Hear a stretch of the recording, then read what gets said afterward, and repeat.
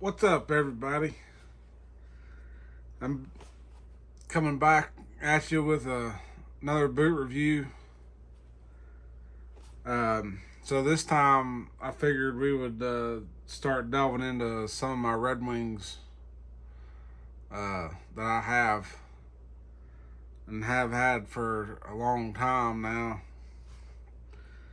I'm going to start with this pair right here, particularly because I've managed to get a hold of a pair of Redwing boots today that are basically the updated model of this pair of boots, and I'll explain to you uh, what all that means.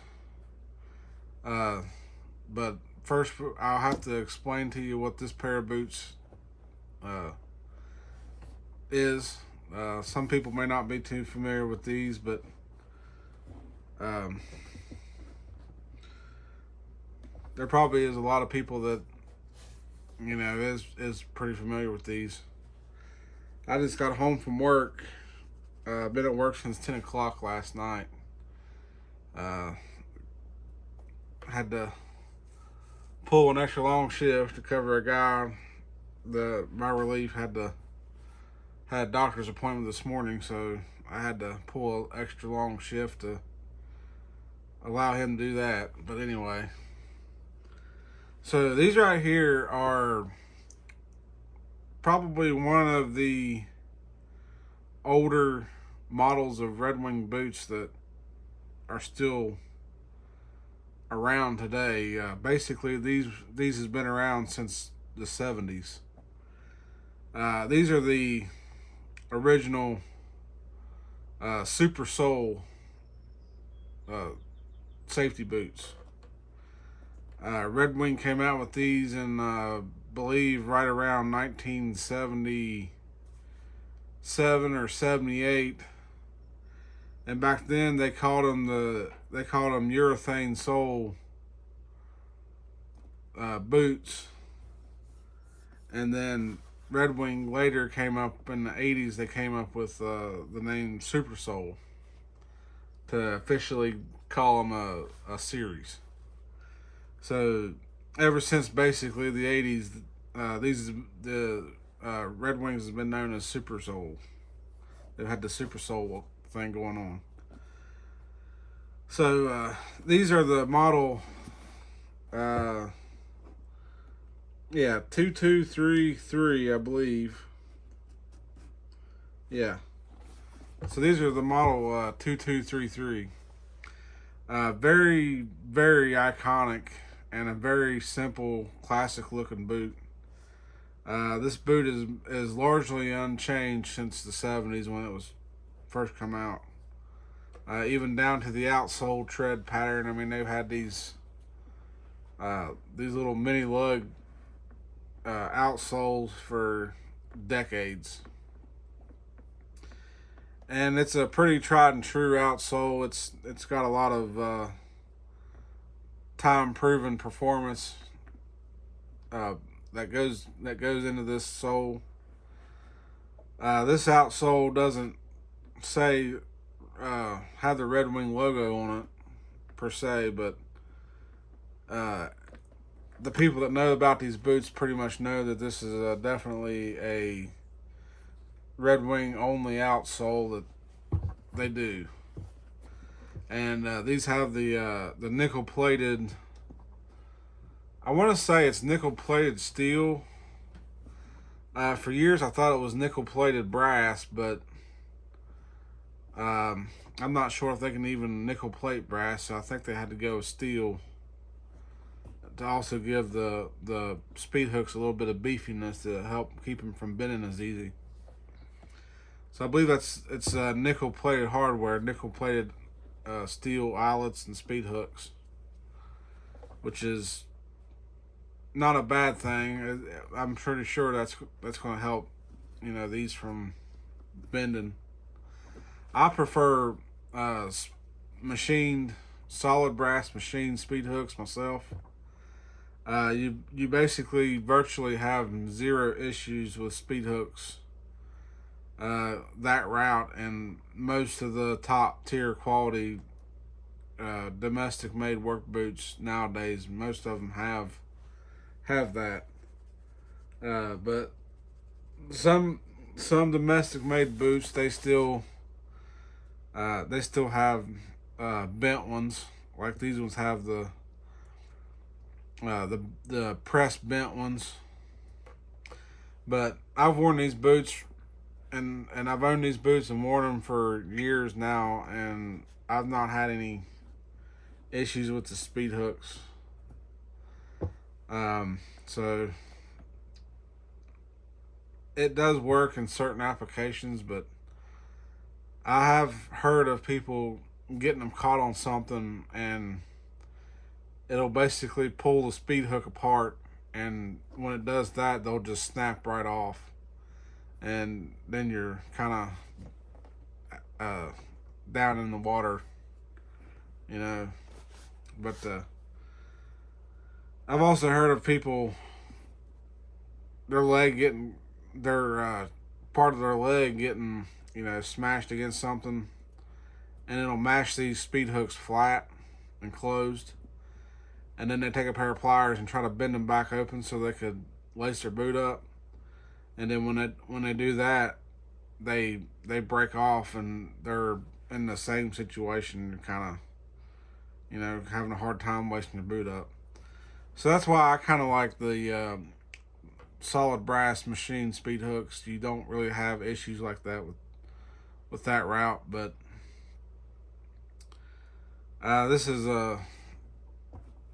not the top tier Redwing boot. Obviously, the Redwing boots, as far as the steel toe boots, I believe the top tier is the 2.0 Super Sole series, which is the dual density. They got that clear looking gum rubber looking outsole that's got the softer inner sole, but that's dual density. And the dual density thing kind of is it's a hint towards the updated version. I've got the updated version, and it's still in the box off camera a little bit, and we'll get into those in a little bit. But just keep in mind the dual density thing, and then whenever I explain how that portrays into the next model, then you'll understand what I'm talking about with the dual density. But this older version here, the outsole has always been one density urethane. It's always just been a harder oil resistant urethane, single density, and they've always had, the non-removable pour-on footbed, and they were kind of relying on the pour-on and the outsole to provide most of the cushioning. There should be a layer of cork in there too. I think there is, and that kind of helps a little bit too. But for a lot of the newer generation of people that would buy this model boot, they found it to be a bit uncomfortable, and they'll try and buy an actual removable footbed to stick that in there to kind of help alleviate some of that uncomfortableness. Not knowing the back history of this boot and how for a lot of years it was relied on by a lot of workers across the country. And these boots here, I don't have insoles in. I use the non-removable pour-on footbed that's inside the boot, and I've broken that into my foot, and now these are actually pretty comfortable. That's kind of the secret with these. They're not the most comfortable boot in the world right out of the box. It's kind of like most of your heritage type boots nowadays. You can get the Pacific Northwest boots. they are primarily leather. I mean, even the footbed's leather, the midsole's leather, the heel stacks leather. I mean, you're basically standing on leather on top of leather on top of leather, and they even have leather shanks in them. Some of them do. Some of them have a steel shank, but uh, so those boots have a lot of leather in them that you got to break in, and that requires a lot of break-in time. And these aren't quite up to that level. These are, maybe a solid week of daily wear, and they should start, getting to be pretty comfortable. Um, some people have said that with their feet, it took them 2 weeks to break them in, or sometimes even 3 weeks to break them in. But the secret with these is the way they explain at the Redwing factory is when they use the cork filler to provide some of that cushion and sponginess, that molds to the shape of your foot over time, believe it or not. And so what they claim is the more you wear your Redwings, the more comfortable they get. And that's how they do that. They use the cork and the urethane outsole, the super sole, and the pour-on insole, and all of it works together to eventually make a comfortable boot. And that's a very true statement. Of all the Redwing boots that I've worn over the years, they do start off a bit stiff and a bit uncomfortable, but you'll find over time, the more you wear them, the more comfortable they get. And then by the time they're fully broken in and molded to the shape of your foot, they've basically become like your favorite pair of boots to wear. And to me, I feel like that's where the most of the value in a traditionally built work boot comes from. You should want to take the time to break the boot in and mold it, and let it build up that patina and age, and next thing you know, you've got a favorite pair of boots that you don't want to give up. And usually by the time that happens, the outsoles will wear out. But the nice thing about these is these are resolable, and I've even heard people claim that all the super sole boots ain't resolable because they don't have a true Goodyear welt. They have the stitchless welt, or they have like a some kind of a plastic welt. And well, these right here, these are a welt, but this is called a super sole welt.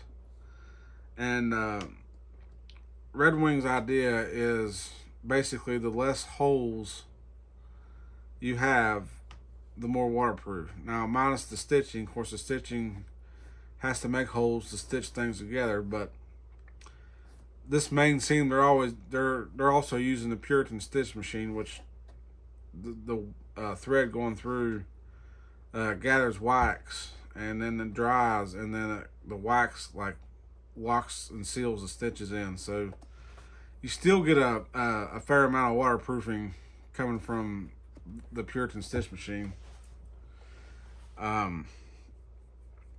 But this welt is the super sole welt, and basically what they do is this welt is stitched on to the upper from underneath and to the side, and they stitch it all the way around from underneath and to the side, and then they can then clamp this boot into a mold and pour the urethane outsole, which bonds to the super sole welt.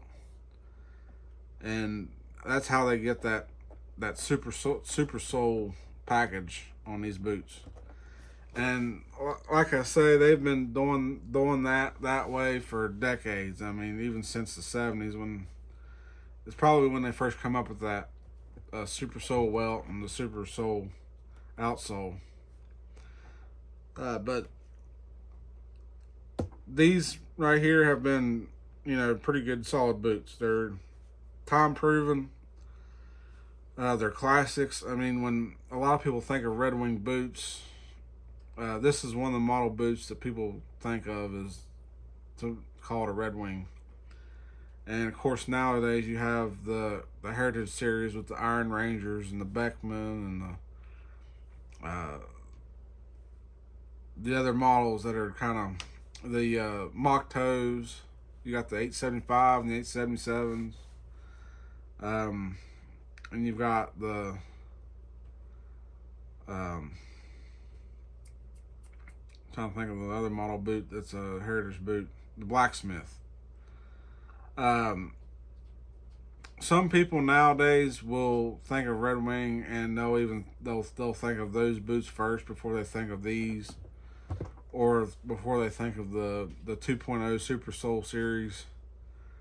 But me growing up, primarily when I thought of a Redwing boot, I thought of this exact boot right here. Like, that was what told me that this is what a Redwing boot is this. And then, of course, they came out with the 2.0 Super Soul series, and that blew up with popularity over the years. But yeah, I've had these boots for a long time. These are the steel toe model, of course, and the updated version is the steel toe as well. And these have always been, you know, tried and true, solid boots. But if you look down in there, you can kind of see there is no removable insole. That's the actual pour-on footbed right there. That's all it is, and that's all you're standing on. But if you look, I don't know if it'll show up on camera or not, but my heel has made a dent right in that heel of that pour-on insole. So this boot has molded to the shape of my foot, and that's why this boot is now really comfortable. It took time, but you know, these aren't tennis shoes. You know, these aren't, you know, a boot that, they're not slippers. I mean, they're work boots. So you gotta be a good sport about it, and you know, take time, break it in right. You know, don't get frustrated with it and give up and sell them or whatever. Just give them some time and break them in. So we'll go ahead and move on to the updated version, and I'll tell you right now, when you see the updated version, you're going to think, well, they didn't change nothing, it's just the same boot. But I'll explain it to you. Just it's going to look essentially like the same boot, but there has been some changes.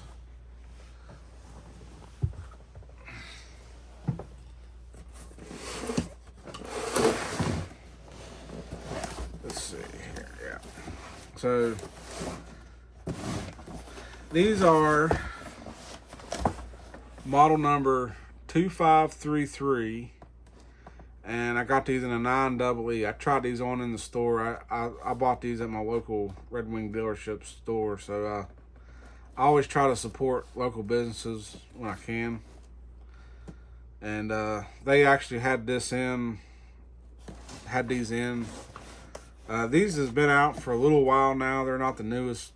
I mean, they're new. They're probably the newest model boot that Redwing has. But of course, you can see the date on the box there. It says 3/20/24. So they've probably been out for about maybe a little over a year now or so. I mean, but so yeah, these are the 2533, and the old pair, the old design was the 2233. So all they did was change the 2 to a 5 to create a whole new line of boots. And you can see the picture right there. It basically looks like the same boot, and it has a lot of the same features. You know, your steel toe, electrical hazard. But this is a new one right here that is one of the changes that they made to this boot. The outsole is now a much grippier slip resistant outsole instead of just the oil resistant outsole. It's now both oil and slip resistant. And I believe the reason that Redwing went that route is because safety toe footwear has had to meet a lot more stringent rules and OSHA standards since the 70s when the 2233 boot came out. So the world of safety gear and PPE has changed drastically in the 40 years or so that the original model has been out. So Redwing went back to the drawing board with the same model boot, and they decided to work on meeting some of the new safety standards on the modern job sites. So that's why they've come out with the update to the outsole to make it a lot grippier. Oh, I think I just opened it upside down. There we go. Yeah. Alrighty. So as you can see here, we have the receipt from the store that I bought these. And these have a warranty on these. You can tell this comes with all these papers on here. Explains the warranty and stuff on them. I believe the warranty is like 30 days from the store. They're saying, let's see. I think they stapled it over top of some of the words to be able to read it.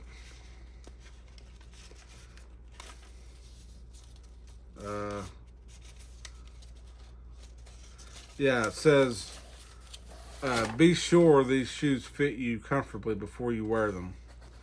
So basically what that's meaning is they don't want you to wear them outside in the dirt and the mud and the dust and everything before you decide that they fit you comfortably. But that way they're still clean. If you have to take them back and exchange them for a different size, they can actually put these back on the shelf and resell them to somebody else that they might fit better. And so that's the reason they say that.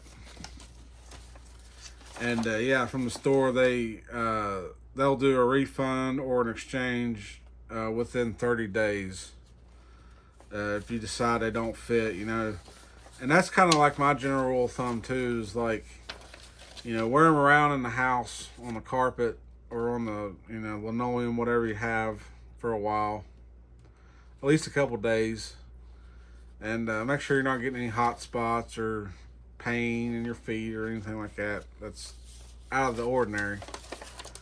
And then this is the boot warranty. I think that would be more or less pertaining to the actual Redwing shoe company, and they're saying a 90-day limited warranty on normal use against any manufacturing flaws, defects, materials, and workmanship. Even footwear with waterproof construction is also covered under warranty for 6 months from the original purchase date. And that's pretty amazing, because if you think, some people only get 6 months out of a pair of boots. I mean, some people's jobs are so hard on boots that they only last 6 months. So, I mean, yeah, I guess you could technically say, look, I bought these boots 5 months ago, and the sole's already coming off, or there's already a hole wore in somewhere, and you might be able to get them replaced for free. But it basically says that the warranty does not cover damage due to holes worn in toes, burn marks, or punctures. So maybe that won't cover that. So I guess that they're saying that under normal wear conditions, as long as there's not any kind of holes or anything. But It's also talking about cuts and abrasions from outside causes or misuse and or abuse by the wearer. I mean, some people's jobs are just so hard on their footwear that it just makes sense. It just makes it seem like they abuse it. But anyway, I don't know. It's basically just warranty information from the store and the actual boot company itself. So here's the updated model, which so far looks like the exact same model boot. And I'm sure a lot of people are thinking, well, that's just the same boot, just brand new. So let's go ahead and pull this one here out. This one here is laced up. I'll move the other one to the side. We'll get it out in a minute. But this way I can at least, look at let y'all look at these real good. So the couple changes that hasn't been made to this boot, we'll put the old one up on top just for side-by-side comparison here. So this is the old original. This is the new updated. So if you look at this outsole has a lot sharper lugs on it. The sole is more squared off and blocky, which has been typical of the old style design of the outsole. The leather seems to be almost the same leather. I think the new boots, the leather is a bit darker, maybe a shade darker than the old ones. It might come up on camera, it might not. I can't really tell if it is or not. Maybe a little bit, yeah. But you get the same, nickel-plated hardware. The same laces, pretty much. The gold and brown Taslon laces that Redwing has used for decades. These are a non-padded collar. Even on the updated models, the same deal as a non-padded collar. So essentially the first few days you wear it, you're going to have to break in the collar, you're going to have to break in that tongue and get it shaped to your the front of your shin and around your ankle and stuff. But to me, that's just part of the fun of having new boots is the break-in process and making it truly yours. So we'll take the old boot out now, and we'll look at the new boot. So the reason the leather on the new boot, the updated version, is darker is this leather is actually coming from the SB tannery that Redwing owns. That's in Redwing, Minnesota. The story behind that is I'll just make this story short just so people has an idea of what's going on. But the short story on that is back when Redwing Shoe Company was starting out, they had to go to somebody to source leather for their first, 100 or so pairs of boots. And SB Foot and Tannery leather company happened to be already in Redwing, Minnesota. They were right down the road from where the plant started, the Redwing Shoe Company started. So using that as an advantage of being really close, they decided to start working with them to get the leather for their boots. Well, after some time passed and some deals were made, Redwing Shoe Company wound up buying the SB Foot and Tannery Company from the original owners to make it their own. And they didn't change the name of it. It's still called SB Foot and Tannery to this day. But now it is completely owned by the Redwing Shoe Company, so they have complete control over the leather tanning process, the hides coming in, the hides going out, the quality assurance, the whole 9 yards. and it's still right down the road in the same original location. So that's about as big of an advantage as you can get, where most other boot companies, they got to run to uh, some of the other tanneries around the country. They may be hundreds of miles away from the plant, so you always have that wondering of hope that the leather's going to come back right, and everything's going to be all good to go. Whereas Redwing is getting it just right down the road, probably just a mile, if that. And if something ain't right, that don't have to go far to get fixed. So I mean, they're getting shorter shipping times. They're getting way shorter turnaround times and everything on leather. So that's basically the short answer to that. So now this outsole here, if you look at the outsole underneath, you'll kind of notice, if it's coming up on camera, you'll kind of notice that it's essentially almost the same design, but it's not as blocky. It's more the edges of the outsole is actually more rounded than the old version. It's still basically the same tread design, but there is a little bit of differences in the outsole. And this outsole actually has the Redwing logo in it, whereas the old one didn't. So for comparison, we'll bring the old one back up, and we'll let you look at the outsoles side by side, so you can kind of see the differences if it shows up.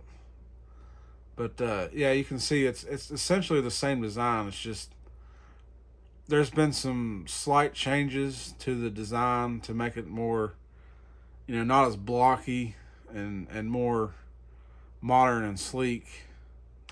But when you feel the differences in in the outsole, this one is still kind of slick feeling, where it's just single density oil resistant urethane.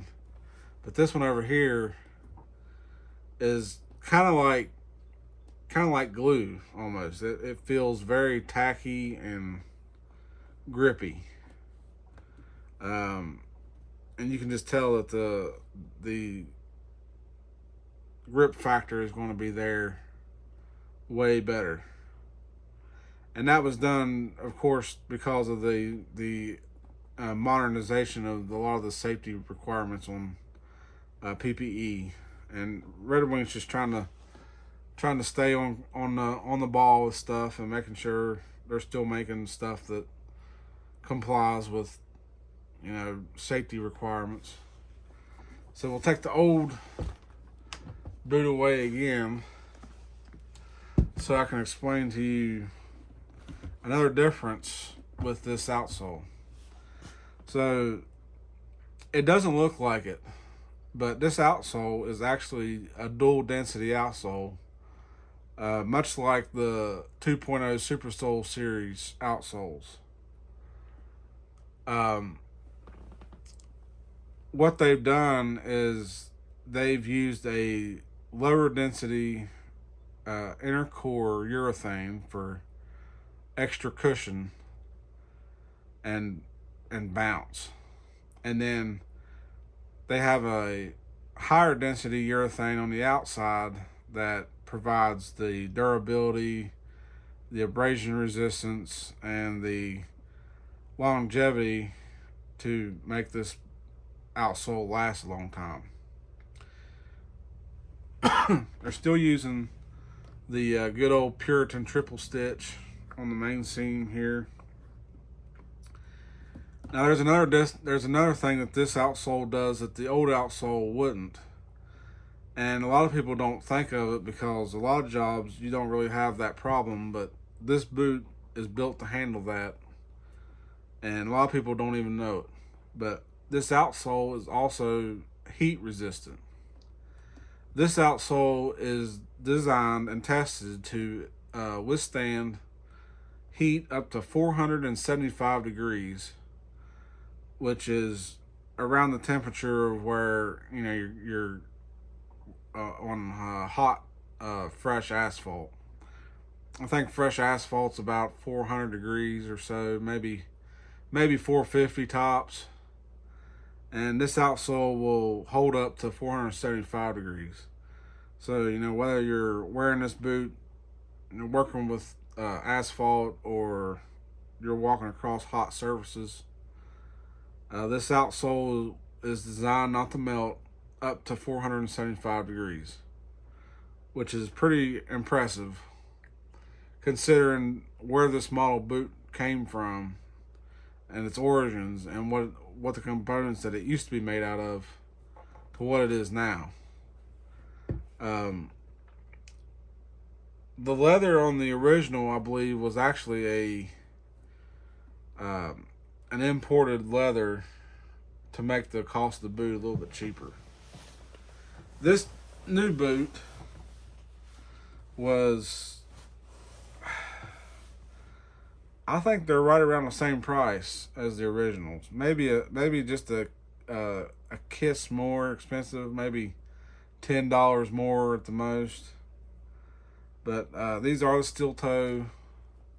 These are electrical hazard rated, and of course you got the slip resistance and the dual density and the heat resistant. And the heat resistant thing isn't even mentioned on the box, on the label, but I think it's one of those little surprises that Redwing decided to do to, you know, say, hey, start looking at our boots again, because we're doing some pretty innovative things and we're surprising people with our capabilities. Of course, this is a steel toe boot. You can see the steel toe cap line right here. And much like the original, this one still has the pour-on footbed in the bottom. That's all that is. There is enough room in this boot. A lot of people have found that they can add their